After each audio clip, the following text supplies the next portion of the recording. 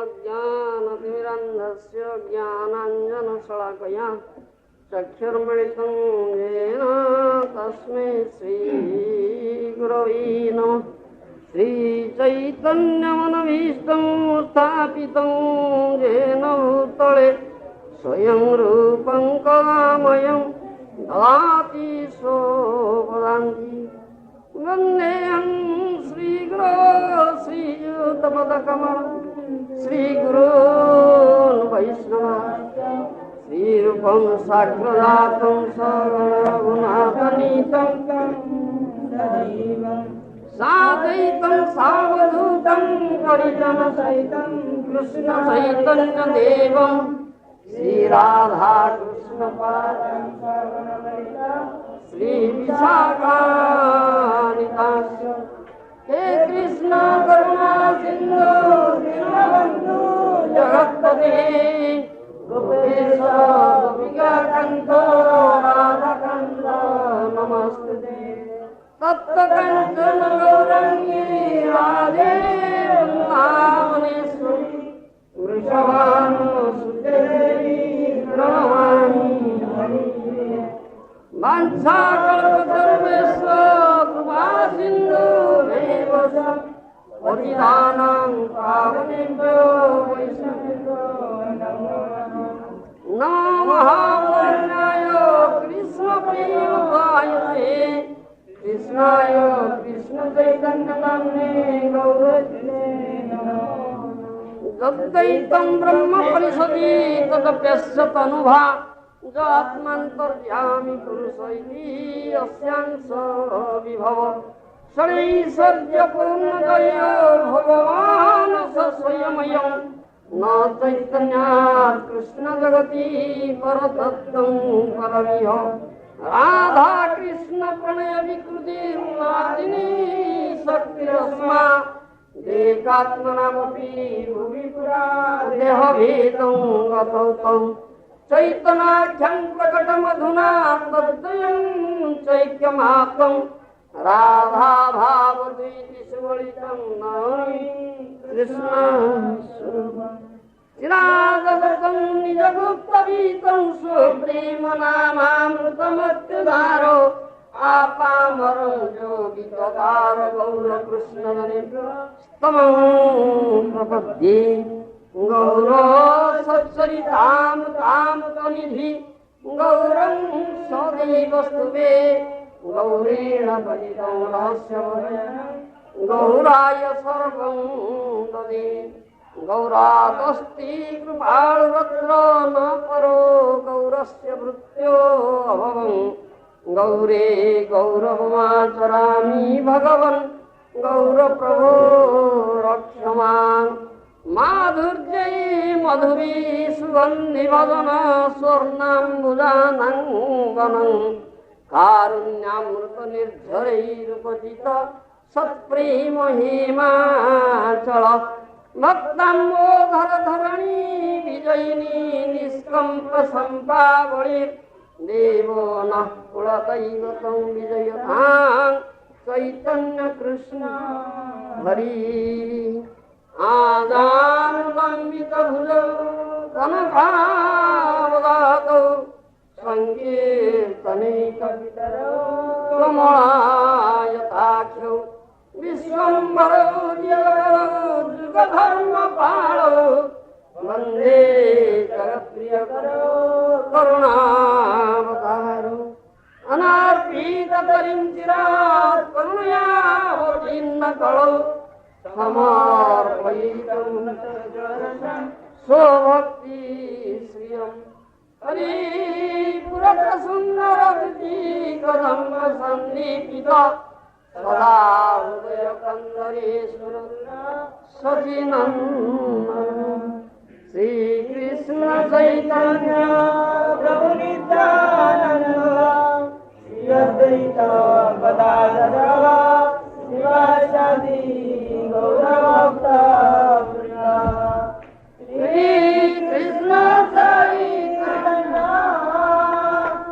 प्रभु नित्यानन्द श्री अद्वैत गदाधर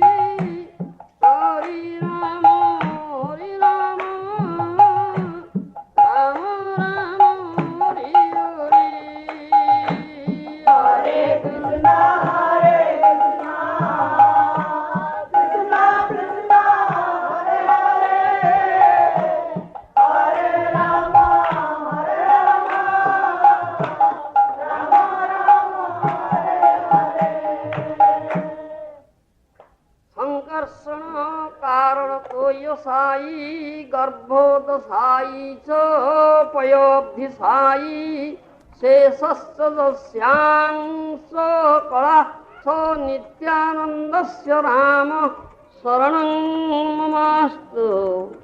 स नित्यानन्दस्य राम शरणं ममास्तु।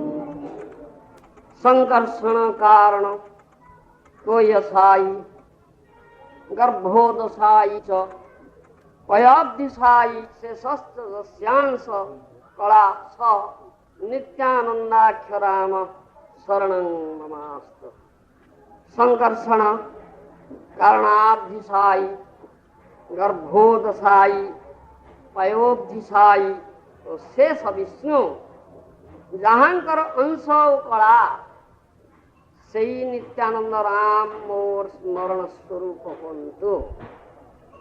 मायातीत व्यापी वैकुंठ लोके पूर्णैश्वर्ये श्री चतुर्भुज मध्ये रूपं दस्य भाति संकर्षणाख्यं तं नित्यानंद रामं प्रपद्ये।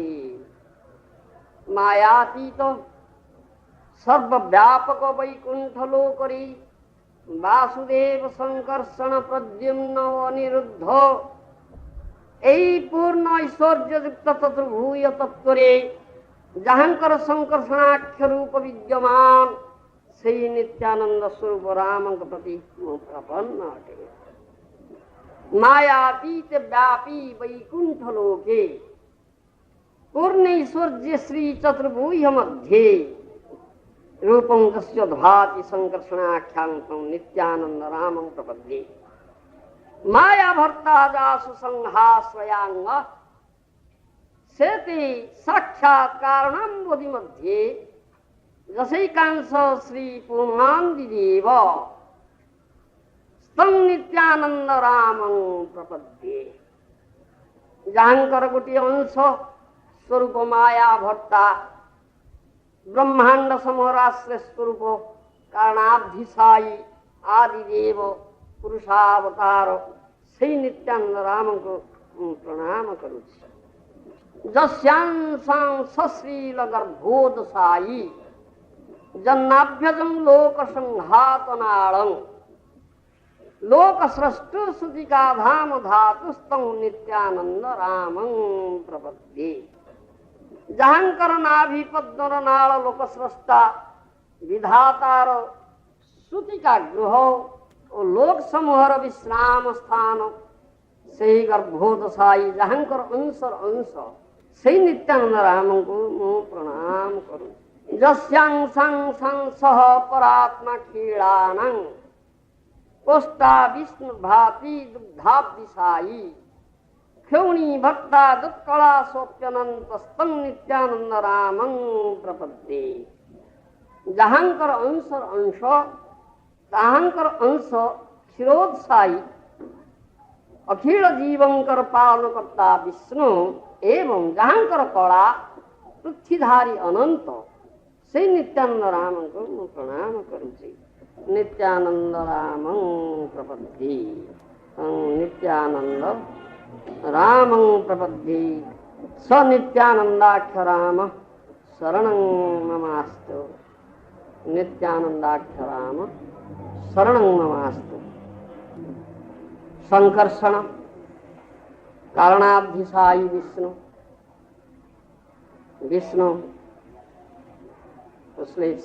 lies on कारणाब्धिशाई प्रजालोचन गर्भोदशाई पयाब्धिशाई शेष Vishnu portion and portion plenary portion of whom that Nityananda Ram I take shelter of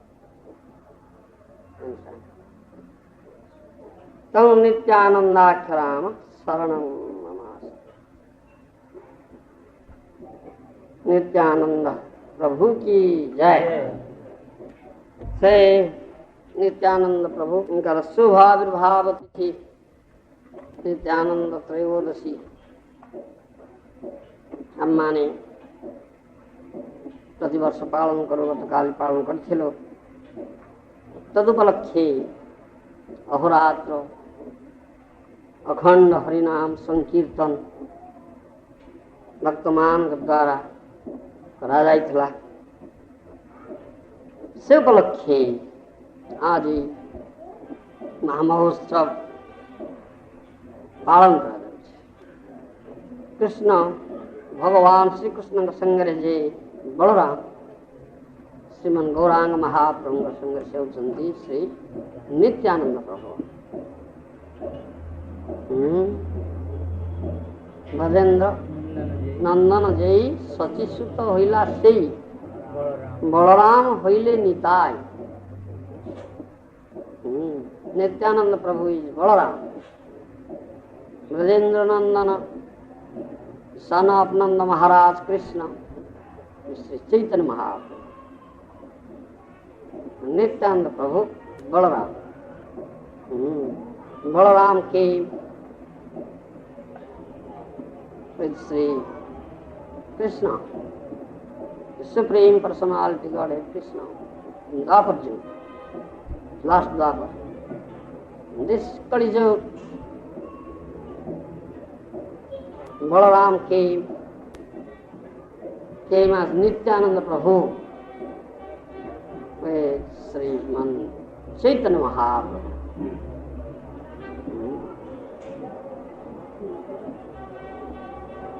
So in this auspicious moment, they were observing तिथि पूजा महामहोत्सव पालन मान करुचे। तदुपलक्षे आज आम ताहंकर से नित्यानंद प्रभुंकर पूत जीवन पूत लीला दिव्य लीला कहानी संबंधी किछि आलोचना करी। जहाँ श्रवण कले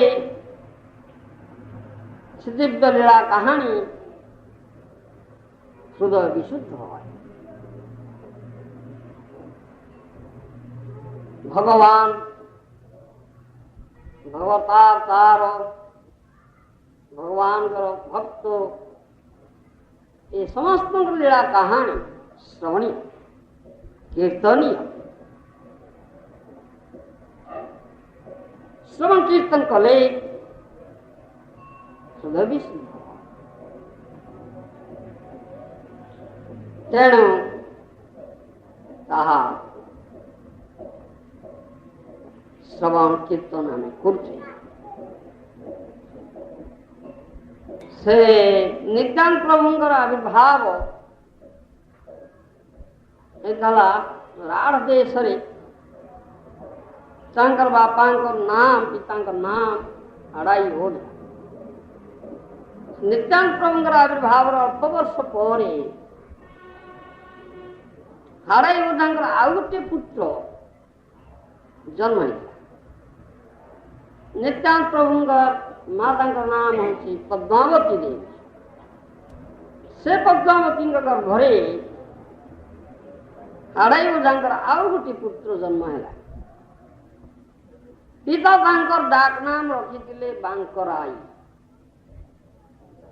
बाल्य काल में दुई भाई मिसी सांग बालक मानक सह एक चक्रा ग्राम निकटने बही जाउथिबा जमुना नदी तटरे रामलीला कृष्णलीला आदि विविध लीला खेला करुथिले।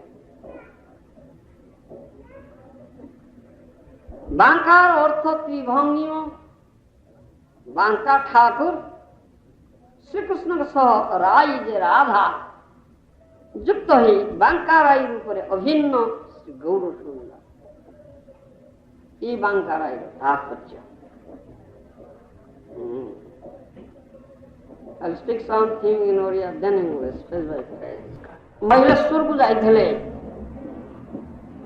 से दुई भाई दिने भ्रमण करी करी से ग्राम बाहर थिबा गोटे लटा जंगल भीतर को जीवा पई उद्यम करिवार दुई जन ग्रामवासी मना करी कहिले से लटा बड़ भीतर को जाओ ना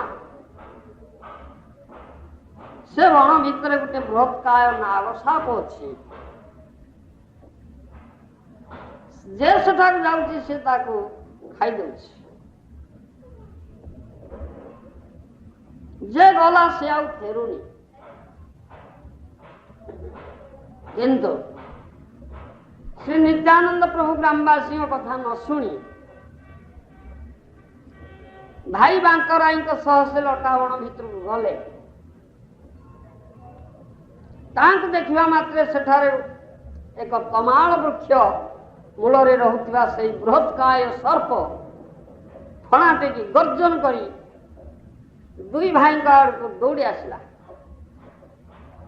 किंतु नित्यानंद प्रभु एथरे टिके सुधा भीतत्रस्त न है हाथ ऊपर को उठाई कहले रे दुष्ट र तू किए कहीं जीव जंतु मनुष्य मान खाई हैरान कर नित्यानंद प्रभु तो निजे अनंत देव नागराज अनंत तेणु तांका आदेश मात्र नाग स्थिर हो गला एवं द्वापर जुगर तार सब कथा वर्णना कहला द्वापर जुगरे पंच पांडव जतगृह दाह परे वनवास करथिबा बेले एक चक्रा ग्राम रे वेदश्रवा ब्राह्मण घरे माँ कुंती वास करथिले सेतबेले असुर मानकर बड़ दौरात्म्य थिला माँ कुंती पाखरे जण करबाक जांती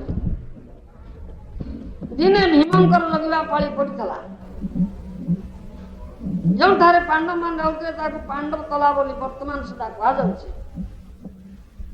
महाभारत आदि पर्वर वर्णना जाई व्यासदेव पांडव मान को यही समय भेटी से पांडव मान को संगे धरी एक चक्रा ग्राम को आसी वेदश्रवा नामक ब्राह्मण घरे एक मास बास करने कही से ब्राह्मण गृहर अध्यक्ष स्थान से बास करने से भिक्षार्थी ब्राह्मण थिले बड़ गरीब घरे किसी न था पांडव माने से छद्मवेश से ब्राह्मण बोली परिचय दी रोते पूर्व कह असुर मान बड़ दौरात्म्य थिला दिने से एक चक्रा ग्राम रे कटुआल नागरा दे जनइला जे आसंता काली वेदश्रवा ब्राह्मण घर बकासुर पाली या शुणी ब्राह्मण ब्राह्मणी चिंतित हो पड़े घरे तो किसी संबल नाही किपरि बकासुर पाली पूरण करिवे जाय हो ब्राह्मण भिक्षा करी ब्राह्मणी बाप घर को जाई बकासुर पालीर किसी संभार जोगाड़ कले किंतु नरबली किए जीव तार विचार पड़ा ब्राह्मण घरे मोटे 4 जन वेदसभा ब्राह्मण ता स्त्री उमा देई 10 वर्ष बयस एकमात्र पुत्र विद्याधर भानुमती नाम रे 8 वर्ष गोटे मात्र कन्या बकासुर नरबली निमित्त ब्राह्मण जीवा इच्छा करिवारु पुत्र विद्याधर का नाम मु जीवी या शुणी ब्राह्मण घरे क्रंदन रोड़ा क्रंदन शुणी कुंती देवी ब्राह्मण घर को दौड़िले क्रंदन कारण पचारे उमा दी कहला एक चक्रा ग्राम दक्षिण दिगरे 4 कोश दूर बकासुर नाम को एक असुर वास कर से महापराक्रमशाली से आम ग्राम रे पशि दैनिक मन इच्छा मनुष्य पशु इत्यादि खाइबा को लागिबारु ग्रामवासी माने बकासुर को कहिले आमे प्रतिदिन 500 120 महण चाउलर अन्न एक गाड़ी मंडा पिठा एक गाड़ी मंडा पिठा महिष एक जोड़ा तत्स एक जन मनुष्य नरबली पठे तेणु तुमे आज ठार ग्राम पशि आ खाइब ना एथिरे बकासुर राजी हो गला से पाली आमर आज पड़ी 33 वर्ष 2 मास 20 दिन रे थरे गोटे घर पाली पड़े बकासुर नरबली पाई आमर एकमात्र 10 वर्ष बयसर पुत्र जीवाकू बाहरी आमे समस्ते कांदी। कुंती देवी एक कथा शुणी कहले तुम्हें निमित्त की चिंता करो ना, तुमर गोटे मात्र पुत्र तेणु ताकू पाली को पठाओ ना। मोर 5 पुत्र अछंती, मोर पुत्र भीम को पाली पठाऊची। कथा अच्छी भीम बल कुंती को जना, तेणु भीम को डाकी कहले अरे बाप भीम, ये ब्राह्मण 10 वर्षर एकमात्र पुत्र से बकासुर पाली को जीवा हेतु समस्ते कांदुचंती, तेणु ता बदल तू जा। ये ब्राह्मण किपरि विपत्ति बेले आमको साहाय्य करचंती, आमे सेमानक विपत्ति साहाय्य करबा। मांकर आदेश पाई भीम अति आनंद रे भात मंडा सगड़ नहीं बकासुर रहता स्थान को गला। जाउथवा बेले बाटरे भात मंडा खाई खाई जाउथाय, बकासुर को डाक छड़ुथाय। डाक शुणी बकासुर आसी देखे तो जणे केही तार भात मंडा खाई दउछि। या देखि बकासुर क्रोध रे गछ उपरे गोटे गछ उपड़े भीमंक ऊपर फोबाड़ा। एथिरे भीम भीतत्रस्त न होई तद्रुप कले, दुईक मध्य भयंकर युद्ध होला। परिशेष भीम बकासुर तले कचाड़ी मारी पकेला एवं संगे संगे घर को फेरी आसवा शगड़ चलिले। भिक्षार फेरी देखती तो भीम भाई बसारे नहांती। से माँ कुंती को पचारे माँ तुम्हें एकला अच्छ भीम भाई कहांती। कुंती सब कथा बुझाई कहले। या शुणी अर्जुन कहले हा भीम भाई एका जाइछंती, एकला भीम भाई असुर साथी युद्ध करथबे, ताहले माँ अन्य भाई माने भिक्षार फेरिबा पर्यंत तुम्हें एठार थाओ, मु भीम भाई के पाख जाउछि। या कोई अर्जुन धनुषर धरी सगड़ चिन्ह देखी देखी बकासुर रहिबा स्थान को चलले। बाटरे मन भाविले मु तो पहुंचवा को विलंब हबो, काले भीम भाई कष्ट पाउथिबे, तेणु मु नागपाश अस्त्र पेशिबी। या भावी से नागपाश अस्त्र धनुरे चढ़े कहले रे नागपाश द्रुत गति जाई बकासुर को बंधन कर। नाग पाश को पठाई अर्जुन सगड़ गुड़ारे चाली चाली गले। बाटरे भीम सह देखा। भीम ठार बुझिले जे असुर मरी जाइछि। अर्जुन कहला अच्छा तुम्हें माँ के पाख शीघ्र जा, मु असुर को बंधन करने नागपाश को पठे। नाग तो इतस्तत होथिबो, से कहार किसी अनिष्ट करि पारे, मु जाउछि ताको थैथान करिकरी आसीबी। अर्जुन सेठारे पहुंची नाग को डाक कहले अच्छा तू तमाल वृक्ष मूल था। यह शुणी नाग कहला ठीक अच्छी मु रही, किंतु मु खाइबी कौन, बंचीबी किपरि।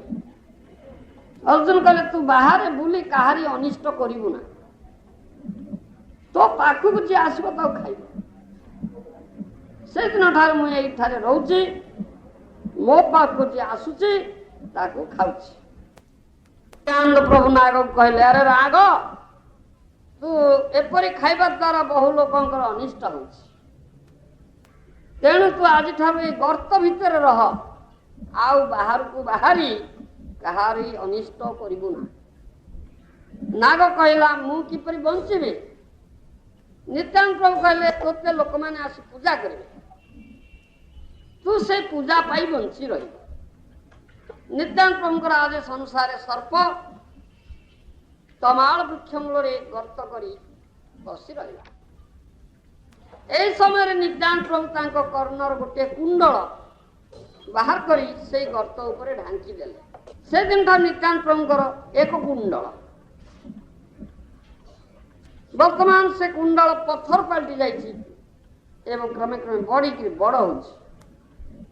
तापरे छोट मंदिर है, लोक मान निर्भय नाग को सेठी पूजा करछंती। से स्थान को कुंडली तला बा कुंडली दमन बोली कहा जाए। तो भाई बांकर आई जमी चाष कथा बुझी था। दिने बहुत मूल्य घर निकट जमीर घास बाछ कले।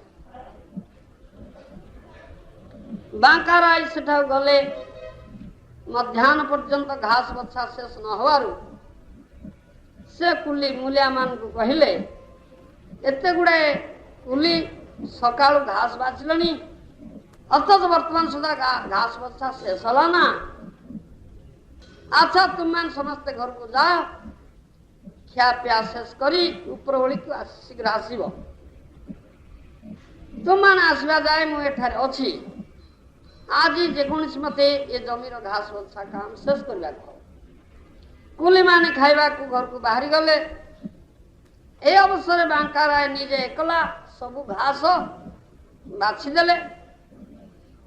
सब घास को एकत्र करी जमीरे ठाए ठाए गदा करबा लगे। कुली माने आसी देखिले बांका राय सब घास बाछि देइछन्ति। सेमाने एथिरे आश्चर्य होई हड़ाई ओझा को जाई कहिले पंडित आज्ञा आपण छोट पुओ आमको खाइबा को पठाई देई जमीर सब घास एकला बाछि नहीं गदा करबा लगी। या शुणी हड़ाई ओझा ने ग्रामवासी सह जमी को दौड़ी गले। से देखिले बांकाराय घास गुड़िक स्थाने स्थाने गदा कर।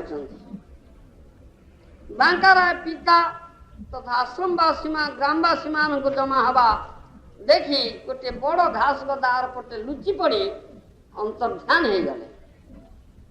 समस्त से घास गदा पाक जाई घास बाहर करी बहुत खोजिले किंतु तांको आ पाइले ना।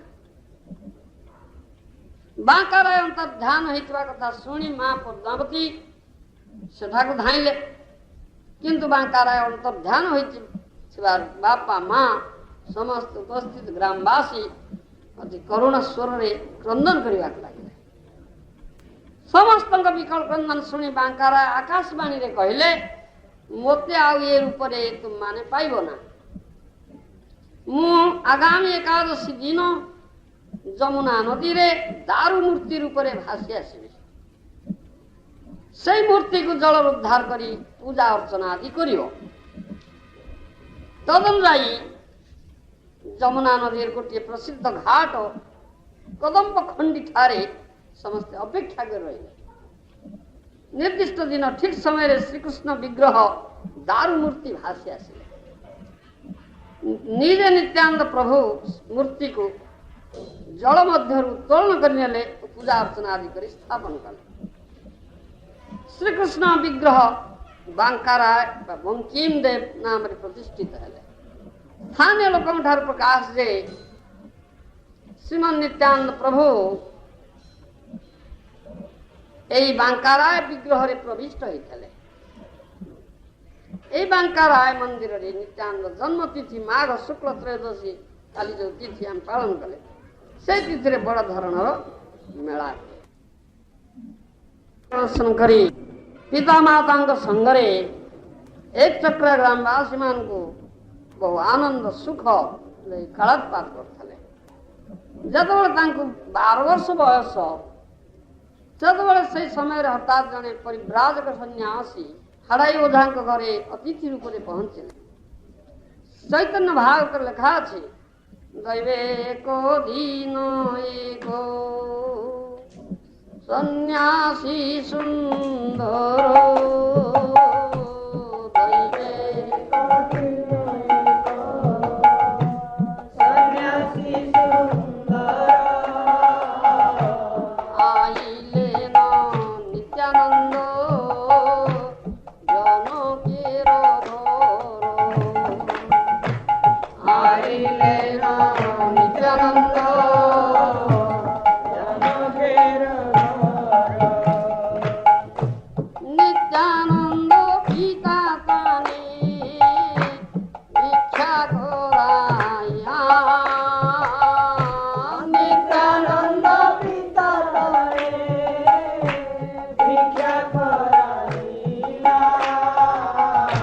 राखिले न परम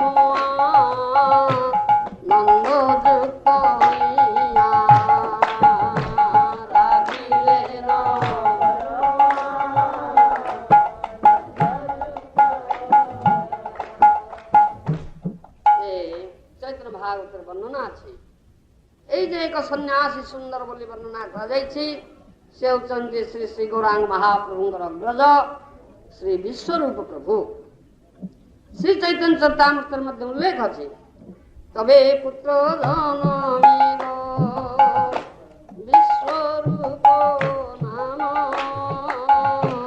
तबे पुत्र जनमीर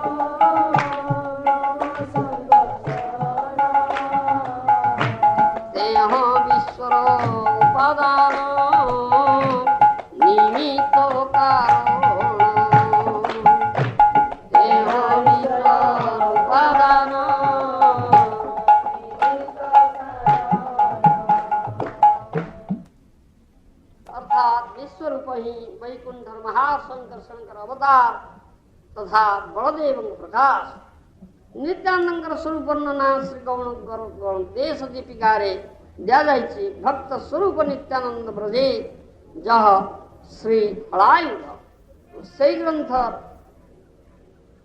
58 श्लोक कहा बलदेव विश्वरूप भूय संकर्षण मत नित्यानंदा अवधूत प्रकाशेन शौच्यते तेणु श्री नित्यानंद प्रभु होती द्वापर जुग बलराम चैतन्य चरितामृत वर्णना अच्छी अतएव प्रभु तारे बोले बोलो भाई अतएव प्रभु तारे बोले बोलो भाई कृष्ण बोलो राम गई चैतन्य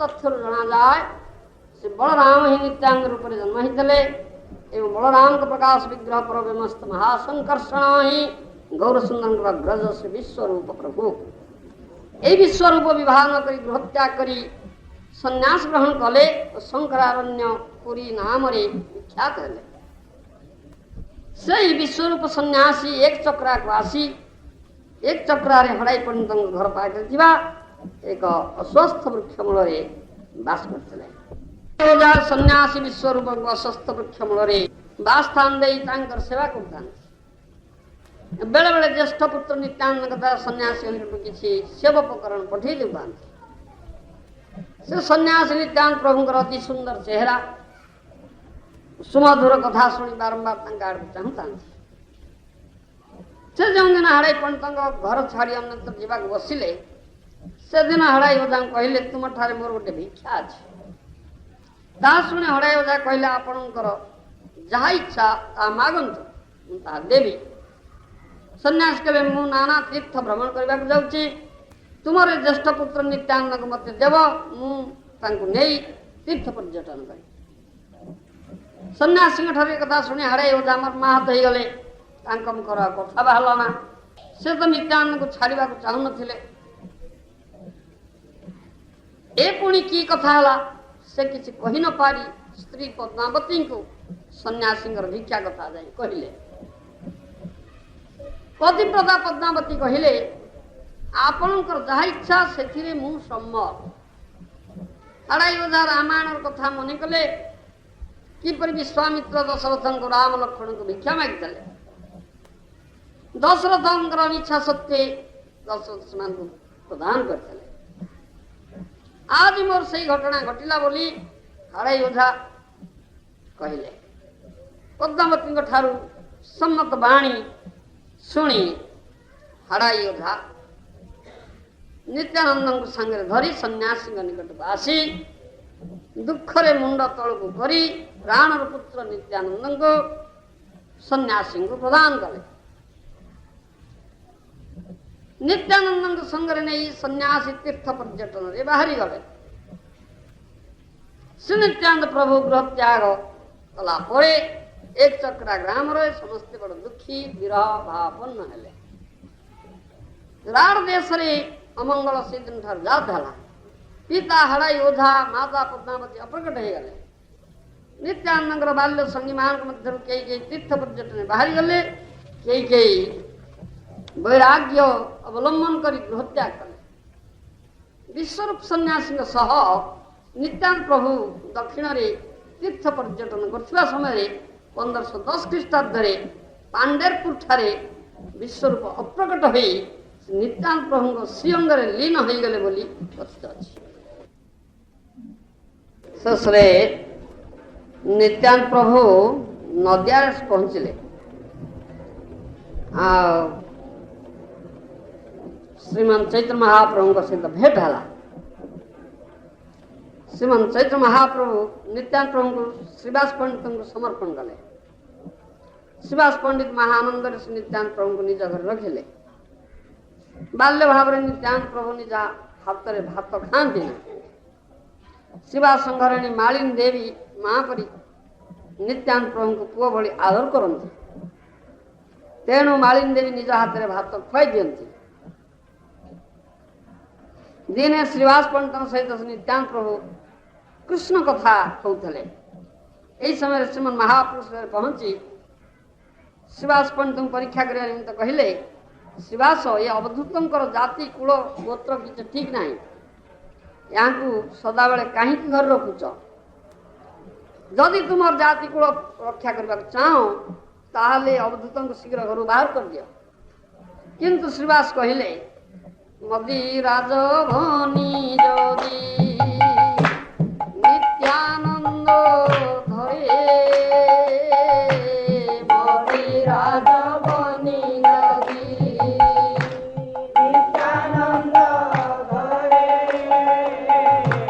ଜାତି ପ୍ରାଣ ଧନ ଯଦି ମୋର ନାଶ କରେ, ଜାତି ପ୍ରାଣ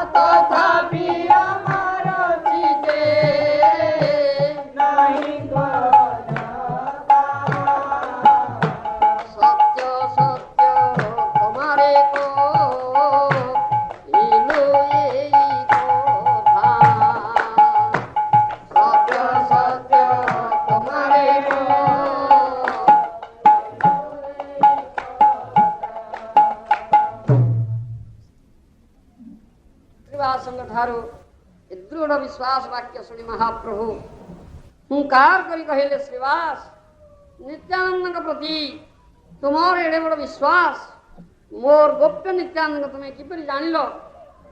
ତେଣୁ ତୁମ ଉପରେ ମୋର ବଡ଼ ସନ୍ତୋଷ।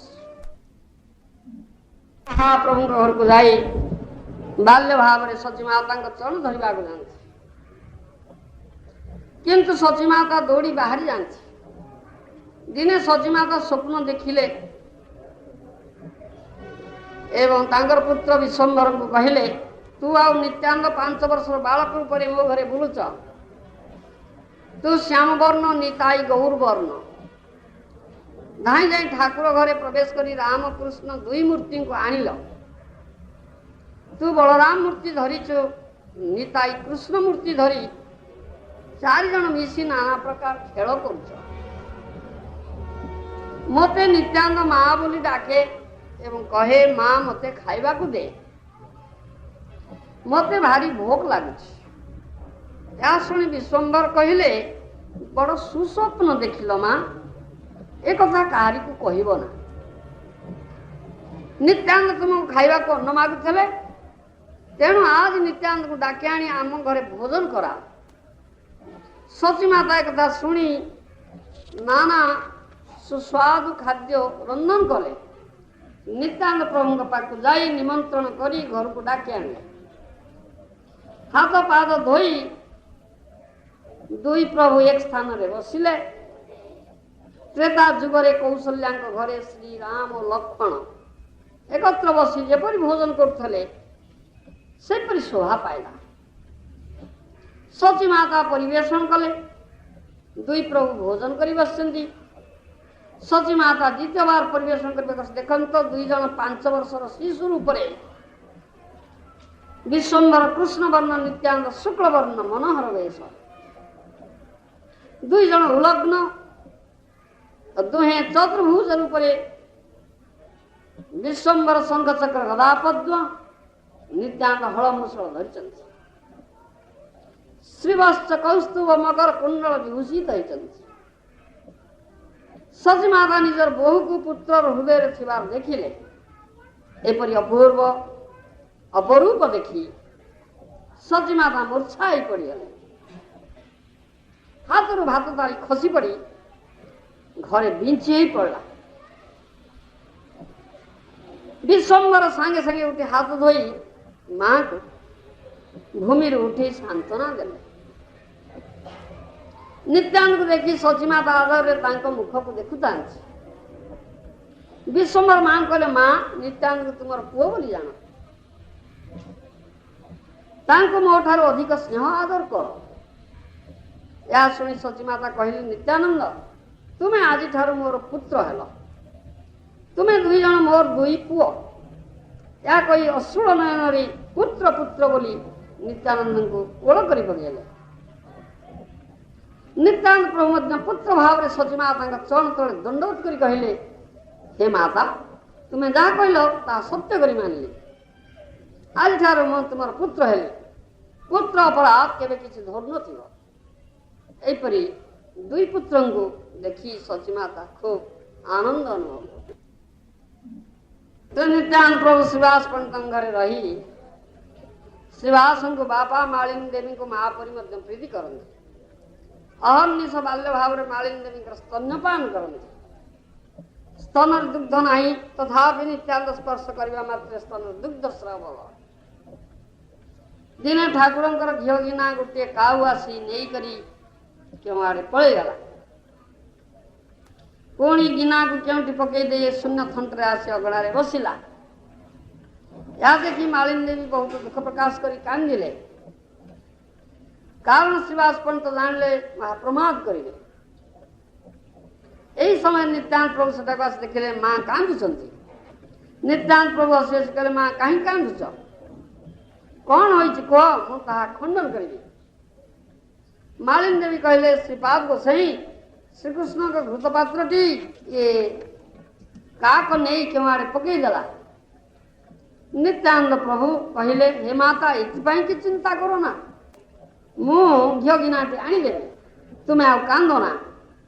नित्यानंद प्रभु काऊ कहले रे काऊ तू नहीं घीओ गिनाटी शीघ्र आनीदे। प्रभु का आदेश पाया मात्र काऊ उड़ी जाए थंटे गिनाटी धरी आसी मालिनी देवी पाखे थोईदे बाहर को उड़ीगला। या देखी मालिनी देवी आश्चर्य हो गले। नित्यानंद अपूर्व प्रभाव देखी कहले हे नित्यानंद तुम्हें गुरुंकर मृत शिशु को जमपुर आनी पारिथिल ना। अनंत भुवन जहांकर मस्तक उपरे अवस्थित जे पूर्वे लक्षण रूप वनवास समय सीता को पालन इंद्रजित को वध करते से प्रभु तुम्हें ना काउठार गिना आनिबा कि विचित्र कि बड़ महत् कार्य। निज स्तव शुणी नित्यानंद हसी बाल्य भाव में कहले माँ मु स्तन्यपान करी। नित्यानंद को देखा मात्र मालिनी का स्तन में दुग्ध झरे से नित्यानंद को स्तन्यपान करेले। से नित्यानंद प्रभु अचिंत प्रभाव और लीला साधारण चिंता अतीत। तथा श्री चैतन्य महाप्रभु गृह लक्ष्मी प्रिया सह अच्छा लक्ष्मी तांबूल जोगाउछन्ति। एपरि समय नित्यानंद प्रभु कृष्ण प्रेमाविष्ट हो पागल परी उलग्न अवस्था महाप्रभु घर भितर आस पहुंचीगले। महाप्रभु आदि कहले नित्यानंद दिगंबर कहीं वस्त्र परिधान कर। या कही महाप्रभु निजे वस्त्र पिंधे देले। सची माता नित्यानंद एपरी विचित्र भाव देखी हसुदांती नित्यानंद तांकर ज्येष्ठ पुत्र विश्वरूप परि मने मने भावन्ति। यापर सचिमादा नित्यानंद 5 गोटी क्षीर संदेश खाइबाकु देले। नित्यानंद से गोटे खाई अन्य 4टी फोपाड़ी देले। सचिमाता कहला हा संदेश गुड़ी कहीं फोपाड़ी देल। नित्यानंद प्रभु कहले मु सब गुड़ा संदेश कहीं मत घाटी देल।